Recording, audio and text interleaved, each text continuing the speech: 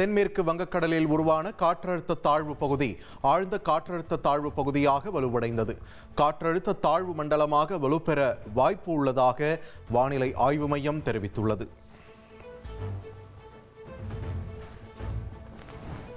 தமிழகத்தின் 8 மாவட்டங்களுக்கு இன்று அதி கனமழைக்கான ரெட் அலர்ட் விடுக்கப்பட்டுள்ளது. விழுப்புரம், கடலூர், மயிலாடுதுறை, நாகை, திருவாரூர், தஞ்சை, புதுக்கோட்டை, ராமநாதபுரத்தில் கனமழை நீடிக்கும் என வானிலை ஆய்வு மையம் கூறியுள்ளது.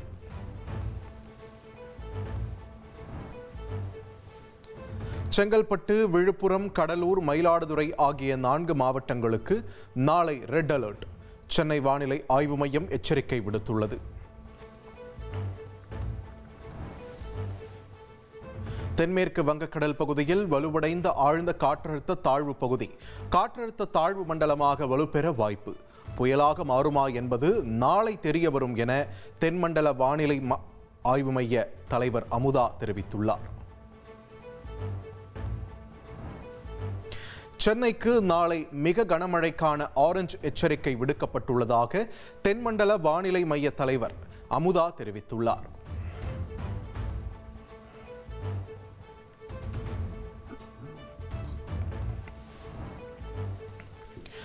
தமிழகத்தில் 23ஆம் தேதி சென்னை, செங்கல்பட்டு உட்பட 5 மாவட்டங்களில் மிக கனமழைக்கு வாய்ப்பு.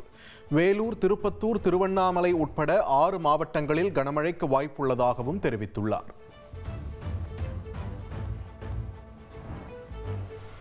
வங்கக்கடல் பகுதியில் மீன்பிடிக்க சென்ற மீனவர்கள் உடனடியாக கரைக்கு திரும்ப வேண்டும். தென்மண்டல வானிலை மைய தலைவர் அமுதா அறிவுறுத்தியுள்ளார். காரைக்கால் மாவட்டத்தில் உள்ள விசைப்படகு, நாட்டுப்படகு மீனவர்கள் கடலுக்கு செல்ல தடை விதிக்கப்பட்டுள்ளது.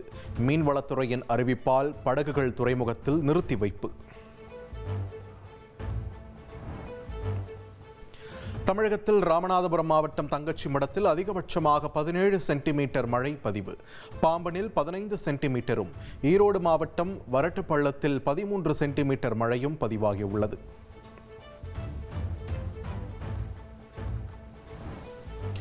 தமிழகத்தில் வடகிழக்கு பருவமழை கடந்த ஆண்டை விட இந்த முறை அதிகமாக இருக்கும். வானிலை ஆய்வு மைய முன்னாள் இயக்குனர் ரமணன் தந்தி டிவிக்கு பிரத்யேகமாக தெரிவித்துள்ளார்.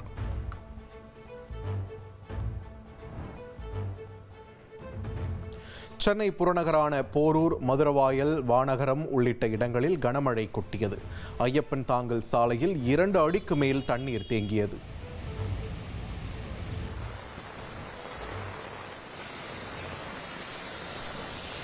சென்னை, காஞ்சிபுரம், திருவள்ளூர், செங்கல்பட்டு மாவட்டங்களில் இடைவெளி விட்டு பெய்யும் கனமழை. சாலைகளில் தண்ணீர் தேங்கியதால் ஓட்டுநர்கள், நடந்து செல்பவர்கள் சிரமத்திற்காளாகினர்.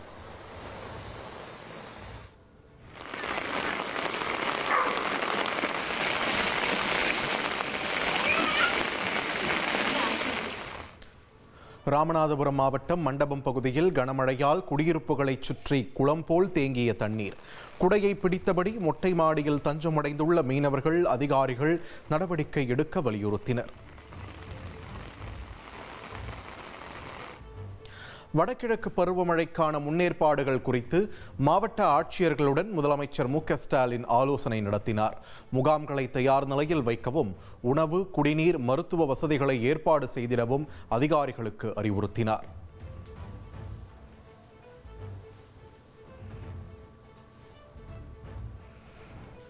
சென்னை வேளச்சேரியில் பருவமழை முன்னெச்சரிக்கை பணிகளை துணை முதலமைச்சர் உதயநிதி ஸ்டாலின் ஆய்வு செய்தார்.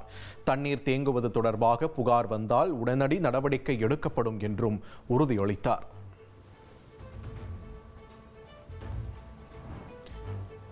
சென்னையில் 3 NDRF குழுவில் தயார் நிலையில் உள்ளனர். 30 பேர் கொண்ட ஒரு குழுவினர் சுழற்சி முறையில் மீட்பு பணிகளில் ஈடுபடுத்தப்படுவார்கள் என தெரிவிக்கப்பட்டுள்ளது.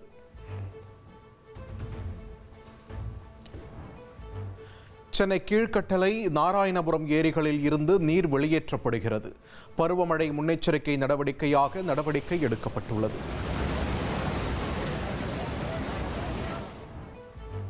காஞ்சிபுரம் மாவட்டத்தில் செம்பரம்பாக்கம் ஏரி நிரம்பியதால் 100 கன அடி நீர் வெளியேற்றப்படுகிறது.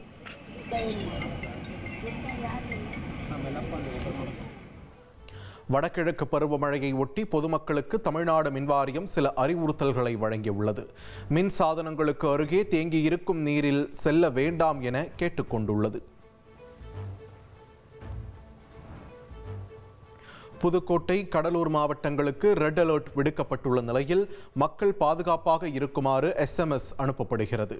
மழை பாதிப்பு, அவசர தேவைகளுக்கான அவசர உதவி எண்கள் அறிவிக்கப்பட்டுள்ளன.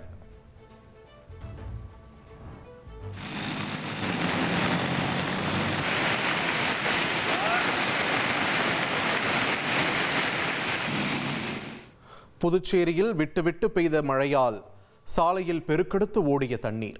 சுமார் 1 மணி நேரத்திற்கும் மேலாக தொடர்ந்து மழை பெய்தது. தென்காசி மாவட்டத்தில் பெய்து வரும் கனமழை காரணமாக முதல்வர் மு.க. ஸ்டாலினின் தென்காசி வருகை ஒத்திவைப்பு. வரும் 24, 25ஆம் தேதி நலத்திட்ட உதவிகளை வழங்க திட்டமிட்டிருந்த நிலையில் ஒத்திவைப்பதாக அமைச்சர் KKSSR ராமச்சந்திரன் தெரிவித்துள்ளார்.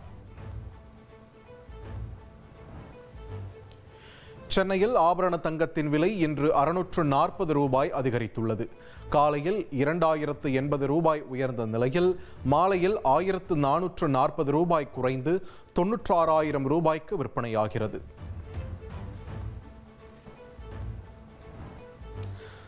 பவன் கல்யாண் போன்று சரியான நேரத்தில் சரியான முடிவை விஜய் எடுக்க வேண்டும் என அதிமுக முன்னாள் அமைச்சர் RB உதயகுமார் தெரிவித்துள்ளார்.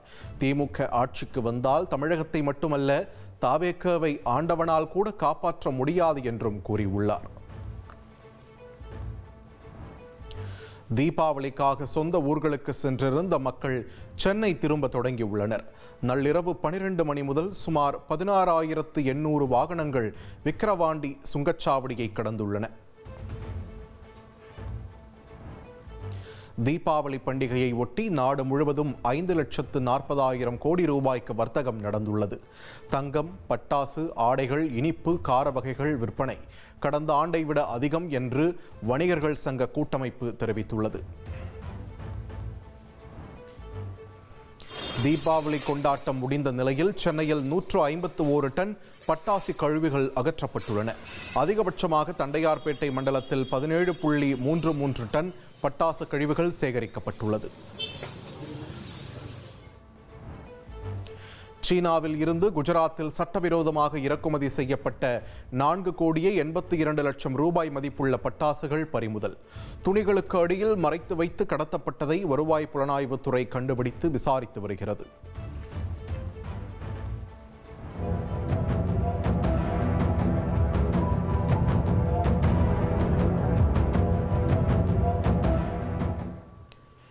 சென்னை ஆலந்தூரில் பட்டாசு வெடிக்க சாலையில் நின்ற சிறுவன் பைக் மோதி தூக்கி வீசப்பட்ட காட்சி வெளியாகியுள்ளது.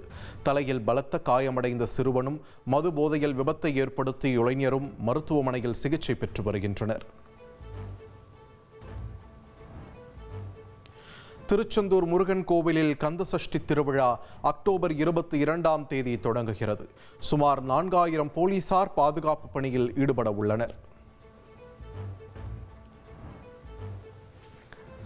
தஞ்சை பெரிய கோவிலில் மாமன்னன் ராஜராஜ சோழனின் பிறந்தநாள் விழாவுக்கான பந்தக்கால் முகூர்த்தம் நடைபெற்றது. இந்த மாத இறுதியில் 1040வது சதய விழா நடைபெற உள்ளது.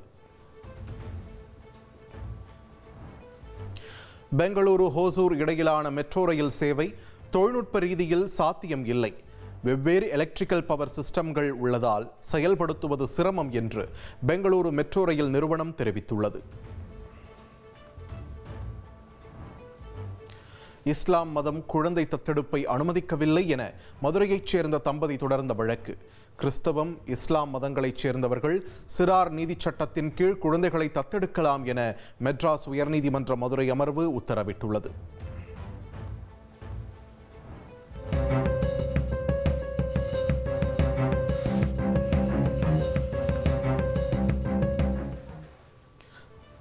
கேரள மாநிலம் கோழிக்கோடு அருகே பாரம் ஏற்றிச் சென்ற லாரி நிலை தடுமாறி கவிழ்ந்தது. மழைநீர் தேங்கிய சாலையில் பள்ளத்தில் சிக்கி விழுந்த நிலையில் அதிர்ஷ்டவசமாக ஓட்டுநர் உயிர் தப்பினார்.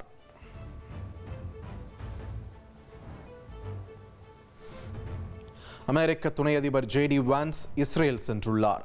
ஹமாஸ், இஸ்ரேல் இடையேயான அடுத்த கட்ட பேச்சுவார்த்தை குறித்து ஆலோசனை நடத்த உள்ளார். ஜப்பான் அரசியல் வரலாற்றிலேயே முதல் முறையாக பெண் பிரதமராக சனே தகைச்சி தேர்வாகியுள்ளார். ஜப்பான் நாடாளுமன்றத்தின் கீழவையில் நடைபெற்ற வாக்கெடுப்பில் சனே தகைச்சி 237 வாக்குகளை பெற்று வெற்றி பெற்றார். தேர்தல் முறைகேடு வழக்கில் 5 ஆண்டுகள் சிறை தண்டனை பெற்ற பிரான்ஸ் முன்னாள் அதிபர் நிக்கோலஸ் சர்கோசி சிறையில் அடைக்கப்பட்டார். மேல்முறையீடு நிலுவையில் உள்ள நிலையில் முன்கூட்டியே விடுதலை கோரி மனு தாக்கல் செய்துள்ளதாக தகவல் வெளியாகியுள்ளது. H1B விசா கட்டண உயர்வு குறித்து அமெரிக்க குடியுரிமை மற்றும் குடியேற்ற சேவைகள் முக்கிய விளக்கம் அளித்துள்ளது. படிக்கும் மாணவர்கள் H1B விசா வைத்திருப்பவர்களுக்கு விலக்களிக்கப்பட்டுள்ளதாக அறிவித்துள்ளது. அமெரிக்காவின் நியூஜெர்சியில் உள்ள பிரசித்தி பெற்ற சுவாமி நாராயண் அக்ஷர்தாம் கோவிலில் தீபாவளி கொண்டாட்டம் களை கட்டியது. விதவிதமான பட்டாசுகளை வெடித்து இந்தியர்கள் வான வேடிக்கையை நிகழ்த்தினர். பேச்சுவார்த்தை நடத்துவதற்கான அமெரிக்க அதிபர் டிரம்பின் விருப்பத்தை ஈரான் சுப்ரீம் லீடர் கமேனி நிராகரித்துள்ளார். ஈரானின் அணுசக்தி திறன்களை அழித்துவிட்டதாக ட்ரம்ப் கூறியதையும் மறுத்துள்ளார். வான்வழி தாக்குதல் நடத்தி ஆப்கான் கிரிக்கெட் வீரர்களை கொன்றது பாகிஸ்தான் அரசுதான். ஆதாரம் உள்ளதாக ஆப்கானிஸ்தான் கிரிக்கெட் வாரியம் தெரிவித்துள்ளது. ICC மகளிர் பேட்டிங் தரவரிசை பட்டியலில் இந்திய வீராங்கனை ஸ்மிருதி மந்தனா தொடர்ந்து முதலிடத்தை தக்க வைத்துள்ளார். 809 புள்ளிகளை பெற்று வலுவான இடத்தில் உள்ளார். ஆசிய கோப்பையை தங்களிடம் ஒப்படைக்க கோரி ACC தலைவர் நக்விக்கு BCCI கடிதம் எழுதியுள்ளது. ICCயின் அதிகாரப்பூர்வ மெயில் மூலமாகவும் தெரிவிக்க உள்ளதாகவும் கூறியுள்ளது. பிரதீப் ரங்கநாதன் நடிப்பில் வெளியான டியூட் திரைப்படம் 4 நாட்களில் 83 கோடி ரூபாய் வசூல் செய்துள்ளது. மாரி செல்வராஜ் இயக்கத்தில் த்ருவ் விக்ரம் நடிப்பில் வெளியான பைசன் திரைப்படம் 4 நாட்களில் 28 கோடி ரூபாய் வசூலித்துள்ளது. விஜய் சூர்யா நடிப்பில் சூப்பர் டூப்பர் ஹிட்டான ஃப்ரெண்ட்ஸ் திரைப்படம் நவம்பர் 21ஆம் தேதி ரீரிலீஸ் 4K தொழில்நுட்பத்தில் வெளியாகும் என படக்குழு அறிவித்துள்ளது.